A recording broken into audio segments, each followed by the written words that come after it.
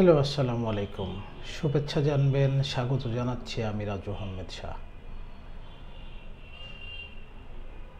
Hello Bangladesh থেকে প্রতিদিন আপনাদের সাথে আমি লাইভে যুক্ত হই বিশেষ কোনো সংবাদ নিয়ে।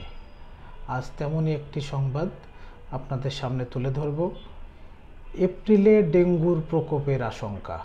আপনারা জানেন যে বছরের একটা সময় ডেঙ্গু চরম উৎপাত, এডিস মশার বংশবৃদ্ধির কারণে ডেঙ্গু রোগীর সংখ্যা বেড়ে যায় এবং এ সময়টাতে ডেঙ্গুর একটি চরম বিপর্যয় নেমে আসে বলা যায়।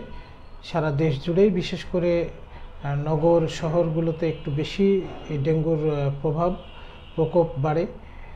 তো সেদিক থেকেই আগামী এপ্রিল মাসকে ডেঙ্গুর মৌসুম ধরা হয়।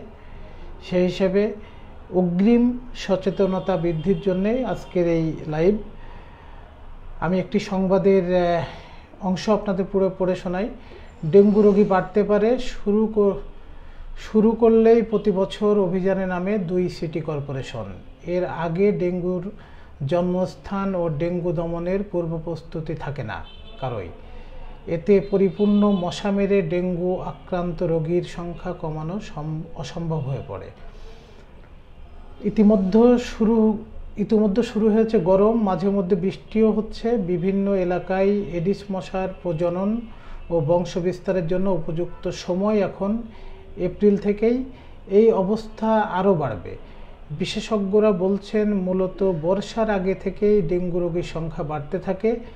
গত বছর ডেঙ্গু আক্রান্ত মৃত্যুর ক্ষেত্রে আগের সব রেকর্ড ছাড়িয়ে যায়।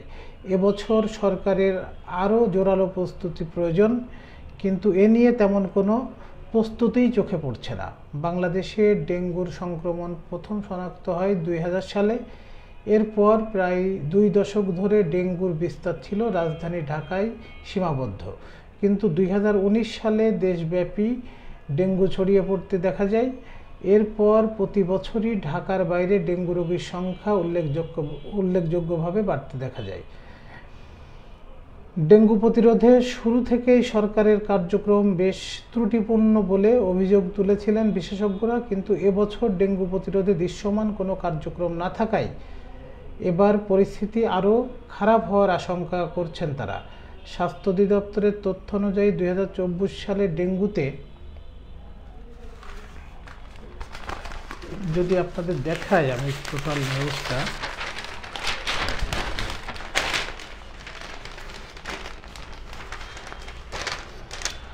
আক্রান্তের সংখ্যা ছিল 1,01,214 জন। এ রোগে আক্রান্ত হয়ে মৃত্যুর নিশ্চিতকৃত সংখ্যা 575 জন। গত বছর এপ্রিল থেকে ডেঙ্গু রোগীর সংখ্যা বাড়তে দেখা গিয়েছিল। গত বছরের জানুয়ারিতে সারা দেশে ডেঙ্গু আক্রান্ত শনাক্ত হয়েছিল 1055 জন। এরপর ফেব্রুয়ারি ও মার্চে এই সংখ্যা কমে আসে। এই 2 মাসে ডেঙ্গু রোগী নথিভুক্ত হয় যথাক্রমে 339 ও 311 জন। ডেঙ্গু রোগী বাড়তে শুরু করে এপ্রিল থেকে। ওই মাসেই রোগী শনাক্ত হয় 504 জন এবং তা সর্বোচ্চ পর্যায়ে পৌঁছায় অক্টোবরে। দেশে অক্টোবর ও নভেম্বরে ডেঙ্গু আক্রান্ত শনাক্ত হয়েছে যথাক্রমে 30,879 ও 29,652 জন।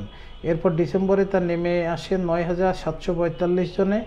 এ বিষয়ে জাহাঙ্গীরনগর বিশ্ববিদ্যালয়ের নগর ও অঞ্চল পরিকল্পনা বিভাগের অধ্যাপক ডক্টর আদিল মোহাম্মদ খান বলেন, ডেঙ্গুর পেছনে অপরিকল্পিত নগরায়নও বড় দায়ী। শুধু স্বাস্থ্য মন্ত্রণালয় বা স্থানীয় সরকার মন্ত্রণালয় দিয়ে ডেঙ্গু প্রতিরোধ সম্ভব নয়। এজন্য সরকারের অন্যান্য বডিকেও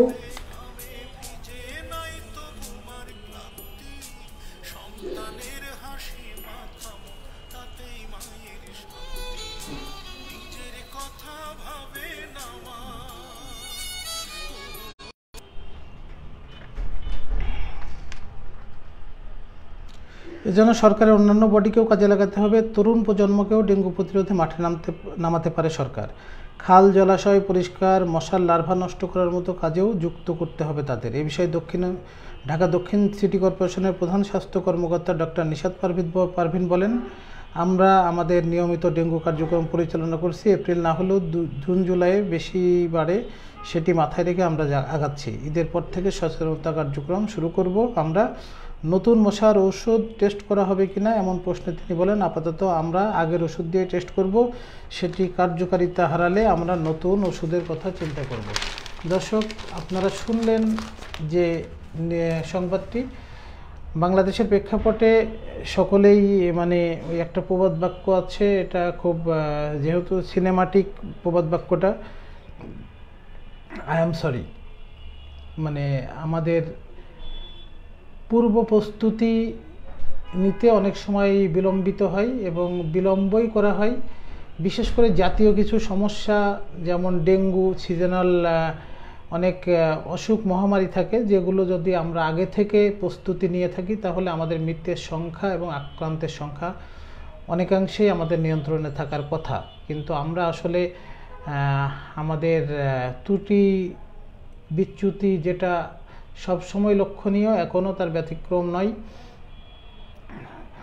5 আগস্ট সরকার পরিবর্তনের পরে ওই সময় যে একটা ডেঙ্গুর প্রকোপ ছিল, ডেঙ্গু রোগীর একটা যাচ্ছে তাই অবস্থা ছিল, সে সময়ের তার পিছনে কারণ যদি আমরা চিন্তা করি, সে সময় আসলে ব্যবস্থাপনাটা ছিল খুব নাজুক। কারণ 2 সিটি কর্পোরেশনের মেয়র পলাতক ছিল, তারপর অনেক কর্মকর্তা কর্মচারীরা সে সময় অফিস করেনি, যে কারণে একটা নাজেহাল অবস্থায় ছিল। কিন্তু বর্তমান সরকার 2 সিটি কর্পোরেশনে প্রশাসক নিয়োগ করেছেন এবং আমার বিশ্বাস এবার অন্তত আগের মতো ডাক্তার আসিবার পূর্বে রোগী মারা যাবে না।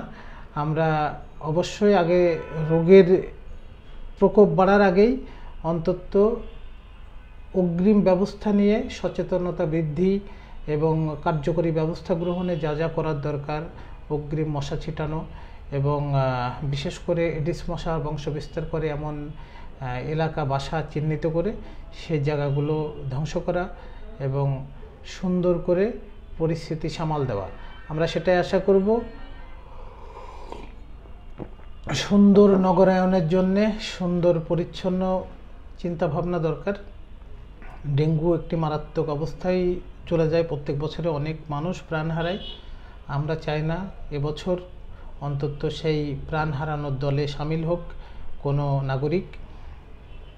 সরকারের পক্ষ থেকে, সিটি কর্পোরেশনের পক্ষ থেকে প্রয়োজনে স্বেচ্ছাসেবক নিয়োগ করে তরুণদেরকে উৎসাহিত করে যদি আমরা এই ডেঙ্গুকে প্রতিরোধ করার জন্য প্রস্তুতি নিই, তাহলে নিশ্চয়ই অতীতের সব রেকর্ড আমরা ভুলতে পারবো এবং আমাদের যে ত্রুটি বিচ্যুতি আছে সেগুলো থেকে ঊর্ধ্বে থেকে আমরা আমাদের প্রস্তুতি নিয়ে ডেঙ্গু মোকাবেলা করতে সক্ষম হব ইনশাল্লাহ। ভালো থাকবেন, সুস্থ থাকবেন, হ্যালো বাংলাদেশের সাথেই থাকবেন। আপনার ভালো লাগলে আপনি এই পোস্টটি শেয়ার করে দিতে পারেন, লাইক কমেন্ট করে আমাদের মতামত জানাতে পারেন। আমরা সবসময় চেষ্টা করব নতুন কোনো টপিক নিয়ে আপনাদের সাথে আলোচনা করা এবং শোনানোর জন্য। ধন্যবাদ, ভালো থাকবেন, আসসালামু আলাইকুম।